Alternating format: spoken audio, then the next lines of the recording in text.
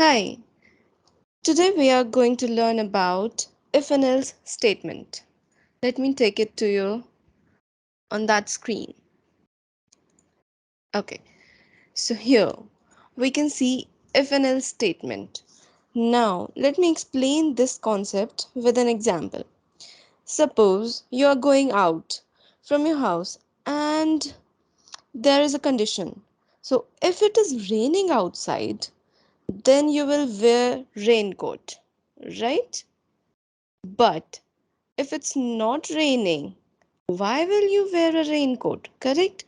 So if it's raining, then only you will wear a raincoat.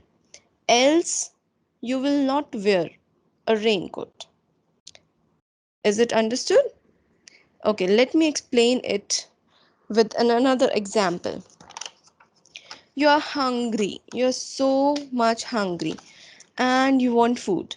So, what you will do is you will get something from the kitchen or order something. Suppose you order one item, okay? You eat that item. Then again, you were still hungry. So, what you did was you go to your kitchen and you eat something else. See, if you are hungry, you are eating. Then again, you are hungry, then you are eating. And for the third time, you want a dessert. Yeah, you want a dessert, so you will eat a dessert, and after it, after 3 times, you are full now. So what will happen? You will not eat anymore. Am I correct? Yeah. So when you were hungry, if you are hungry, you will eat. Again you were hungry. This process continues. This statement executes again, like you are eating again. And for the third time, again you were hungry, so you go to kitchen and you eat something. Correct. But the fourth time, you weren't hungry, so you skipped it. Now you don't want to eat. Correct. So this means that it will execute, the if statement will execute a statement if a specified condition is true. When you were hungry, you were eating. Again, you were hungry, you were eating. So it means that statement was true. Whenever you were eating, it was true. But when you were full, it became false. So the if condition is false, another statement can be executed.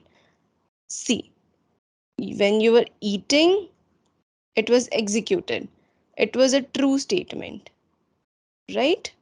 But as soon as you got full, it become a false statement. So this means if statement executes a statement if a specified condition is true. If statement is false, then another statement can be executed. Let me take you to some real projects, so that you will get a full exposure to that. Okay, so yeah, see here. Now this is ballerina, and she was asked that, do you want to go to a birthday party? Do you want to go to a party?